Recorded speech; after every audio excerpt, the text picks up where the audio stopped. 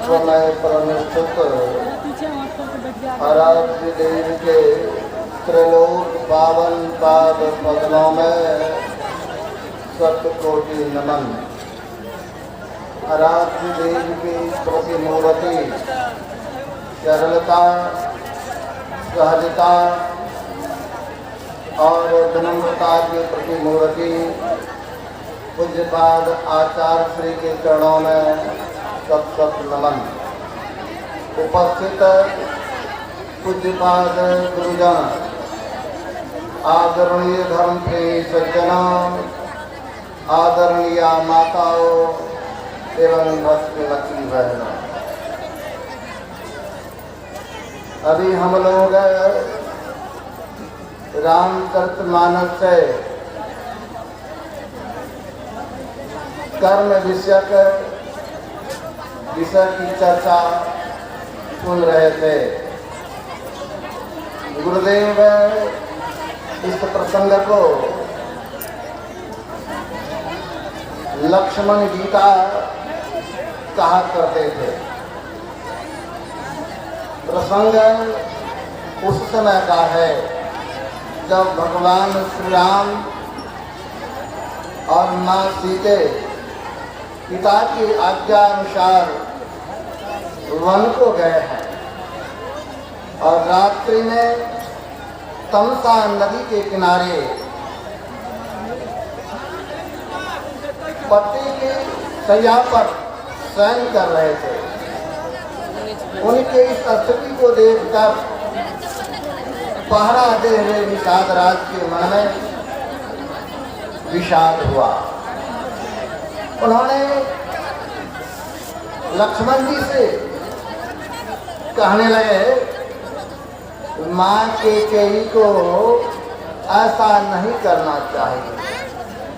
माँ के केई ने वरदान मांगकर प्रभु श्री राम को जो जंगल भेज दिए, ये अच्छा नहीं। माँ के केई को ऐसा नहीं करना चाहिए। लक्ष्मण जी निषाद राज के वचन को सुनकर बोले लखन मधुर मृतवाणी, ज्ञान वैराग भक्ति रस साणी। लक्ष्मण जी महाराज बोलते हैं ज्ञान वैराग युक्त मधुर वाणी। देखिए, वाणी भी हम लोग बोलते हैं तो संभाल के बोलना चाहिए। अगर वाणी ठीक नहीं है तो उसका प्रभाव हमारे भविष्य के जीवन पर पड़ता है। एक वाणी से लोगों को हार मिलता है, एक वाणी से लोगों को पराजय मिलता है। तो वाणी का जरा ख्याल रखना चाहिए। तो वाणी किस तरह का प्रयोग करें? संतों ने कहा मधुर वाणी बोलिए। मधुर वचन है औषधि, कटुक वचन है तीर, श्रवण द्वार से संचरे ढाले सकल शरीर। कहा गया जो वाणी जो है, और आप मधुर वाणी का प्रयोग करते हैं तो आपका मन शांत होगा और दूसरे के भी मन को आप शांति प्रदान करेंगे। अगर आप कटु वाणी का प्रयोग करते हैं तो आपके अंदर भी परेशानी, और जो कोई सुनेंगे उनका हृदय दृढ़ हो जाएगा। पूज्यपाद महर्षि संत श्री परमहंस जी महाराज कभी कभी कहा करते थे, वान का घाव कुछ वर्षों के बाद भर जाता है, लेकिन वाणी रूपी वान जिनके हृदय में चुभ जाता है, वह घाव जीवन पर्यंत नहीं घटता है। इसीलिए वाणी कैसे बोले? अभी आप सुन रहे थे द्रौपदी की चर्चा। द्रौपदी सिर्फ कटु वाणी का प्रयोग किया। प्रसंग यह है कि द्रौपदी अपने कमरे में बैठी हुई थी और खिड़की से झांक रही थी, देख रही थी जग का कार्यक्रम चल रहा था। और उस समय दुर्योधन आए हुए थे। दुर्योधन को रास्ता दिखाने के लिए सेवक साथ में था, लेकिन दुर्योधन ने कहा मुझे पता नहीं है, तो हटो हम लोग अपने जा रहे हैं। तो दुर्योधन आगे बढ़े, लेकिन इंद्रप्रस्थ जो सभा थी उनका बनाव ऐसा था, जहाँ पानी था वहाँ लगता था सूखा, जहाँ सूखा वहाँ लगता था पानी। अब दुर्योधन जा रहे थे, जहाँ सूखा है, सूखी जमीन है, इनके मन में लगा जो पानी है, तो अपने कपड़े को थोड़ा ऊपर उठा दिया। अब आगे बढ़ते हैं, जहाँ पर सूखी जमीन है तो लगता है पानी है। अब वहाँ तो भ्रम हुआ, और जहाँ पर सूखी जमीन थी अब पानी का भान हुआ। तो कहने का मतलब ये भ्रम में चले गए और गड्ढे में जाके पानी में गिर गया। जैसे पानी में गिरा इनका कपड़ा खराब हो गया।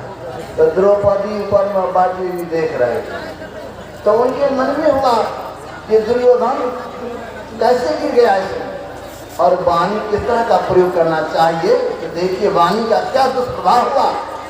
दुर्योधन जैसे गिरता है तो द्रौपदी कहती है अंधा का बेटा अंधा ही न होता है। देखिए बाप अंधा हो तो कोई जरूरी नहीं कि बेटा भी अंधा ही होगा, लेकिन द्रौपदी को इस तरह की वाणी का प्रयोग नहीं करना चाहिए, क्योंकि दुर्योधन भले उनका देवर था, लोग देवर से मजाक करते भारी, लेकिन इस तरह का मजाक नहीं होना चाहिए। कह दिया अंधा का बेटा अंधा ही, लेकिन द्रौपदी की वाणी को सुनकर दुर्योधन का हृदय जलने लगा और मन में ठान लिया इसका बदला लूंगा। और बदला लेने के ख्याल से ही क्या किया, जुआ खेला गया, और जुआ में पांडव को पराजित कर द्रौपदी को भी दांव पर लगवाया गया, उनको भी जीत लिया। और बाद में सभा के बीच नंगा करने का प्रयास किया, वस्त्र हरण किया। कारण क्या हुआ, कारण हुआ वाणी का। इसलिए वाणी का प्रयोग कैसे करें। घर परिवार समाज में हम लोग रहते हैं, देखते हैं घर में बड़ा कलह होता है, परेशानी होती है। संतों ने कहा घर परिवार में अगर मधुर वाणी का प्रयोग करेंगे तो घर परिवार में भी कलह नहीं होगा। लेकिन हम लोग बोलने के लिए नहीं जानते हैं, किस तरह बोलना चाहिए, कैसा व्यवहार करना चाहिए, इस बात को नहीं जानते हैं। इसीलिए लक्ष्मण जी महाराज मधुर वाणी का प्रयोग किया और कहते हैं काहू न को सुख दुख कर दाता, निज कृत कर्म भोग सुन भ्राता। ये भाई कोई किसी को सुख दुख देने वाला नहीं है, अपने किए कर्मों से ही लोगों को सुख होता है और अपने किए कर्मों से लोगों को दुख होता है। अब देखिए लक्ष्मण जी को भगवान श्री राम से बहुत प्रेम था, बहुत प्यार था, लेकिन जो सत्यवाणी है उसका प्रयोग किया, क्योंकि सबों को कर्म का फल भोगना पड़ता है। भगवान श्री राम के संबंध में कहते हैं ये भगवान विष्णु के अवतार थे, और भगवान विष्णु के अवतार थे जब एक बार नारद जी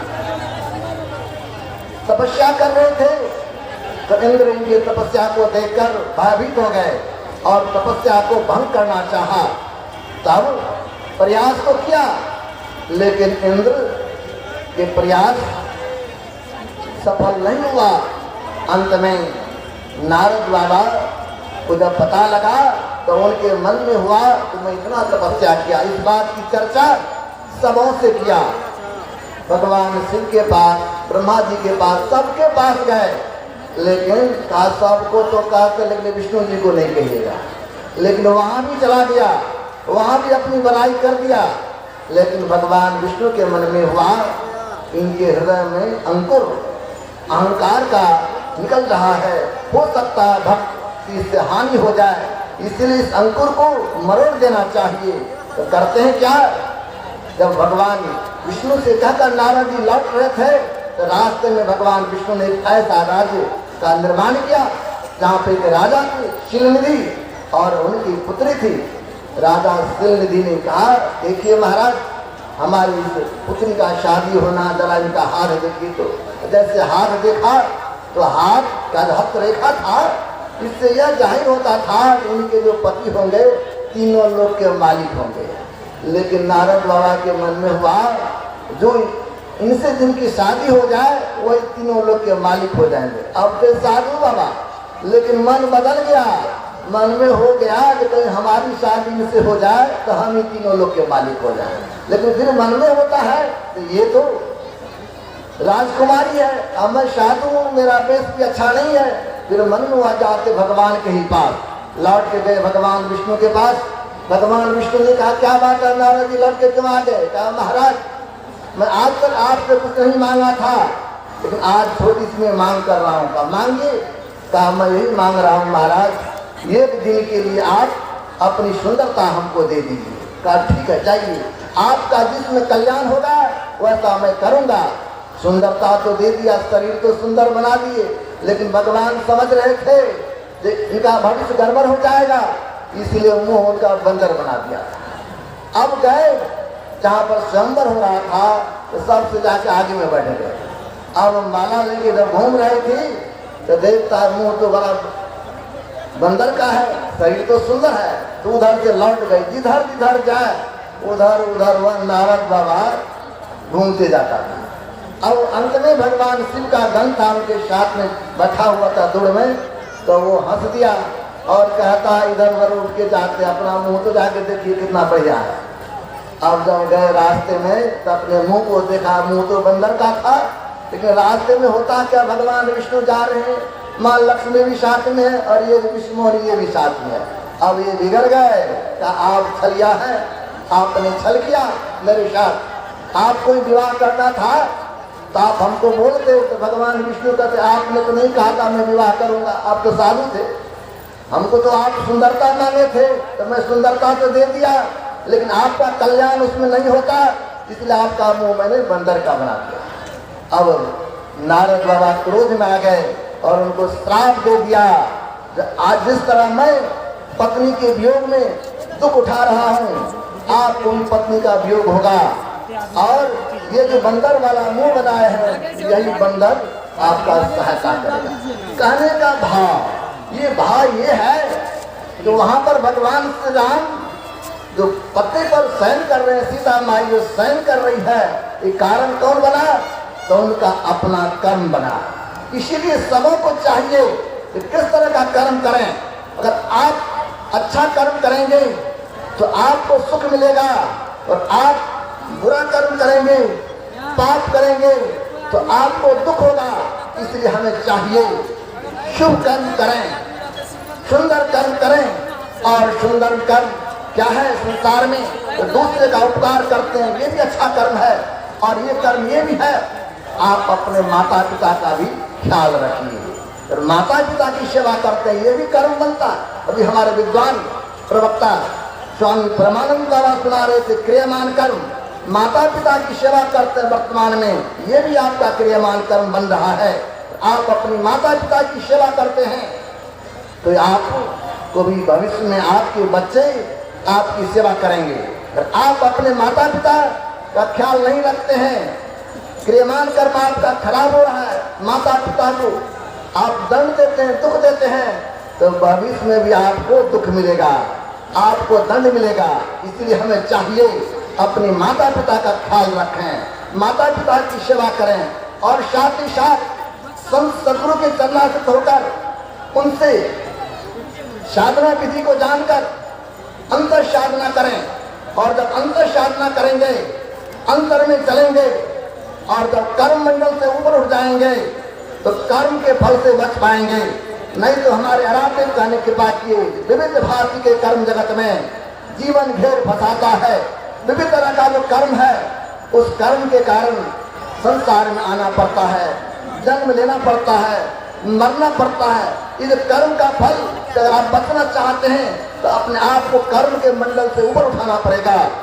आँख से नीचे के भाग को पिंड कहा गया है, और आँख से ऊपर के भाग को ब्रह्मांड कहा गया है। आँख से जो नीचे है, सारी इंद्रियां आँख से नीचे हैं, और सब कर्म इस इंद्रियों के द्वारा होता है, और कर्म का फल जब भोगना होता है तो इंद्रियों को ही दंड सहना पड़ता है। संतों ने कहा साधना विधि द्वारा, साधना विशेष विधि के द्वारा आप अपने आप को समेटें और इंद्रियों के घाटों से ऊपर उठाकर सुषुम्ना के मार्ग से अपने अंदर में प्रवेश करें। और जब अपने अंदर में प्रवेश करेंगे, पिंड से ब्रह्मांड में जाएंगे और कर्म क्रम से साधना विधि के द्वारा अपने अंदर में चलेंगे, और जब सारे आवरणों को पार कर जाएंगे तब ये कर्म का फल है इससे बच जाएंगे। हमारे गुरुदेव का कृपा की यही मानुष देह समया में तब परमेश्वर में प्यार कहते, परमात्मा से प्यार करें, परमात्मा में प्रेम करें। जब परमात्मा में प्रेम करेंगे तो क्या होगा, कर्म धर्म को जला खा कर देंगे तुमको तार। ये कर्म का धर्म, इससे हम बच पाएंगे। अगर बचना चाहते हैं इसके लिए अंतर साधना करने की आवश्यकता है। जो अंदर में चलते हैं, अंदर में गमन करता है, वही कर्म के फल से बच पाएंगे और ऊपर जाएंगे, ब्रह्मांड में रहेंगे। तो पिंड में तो कर्म का फल आएगा। देव धरे का दंड है, सब काहू को हो, ज्ञानी भोगे ज्ञानते, अज्ञानी भोगे रोए। कर्म का फल जब प्रारब्ध आएगा तो शरीर पर आएगा, लेकिन जो ज्ञानी है, जो अपने आप को ऊपर समेट लेते हैं, तो उनको शरीर पर कर्म का फल तो आएगा, रोग बन के आएगा, दुख बन के आएगा, लेकिन उनको उनका दुख का अनुभव नहीं होगा। जिस प्रकार भगवान बुद्ध को जब कष्ट होता था तो कराहने लगते थे, लेकिन जब से ध्यान में जाते थे, अपने आप को समेट लेते थे, पिंड से ब्रह्मांड में चले जाते थे, तो उस समय किसी तरह का कष्ट नहीं, किसी तरह का कराहना नहीं।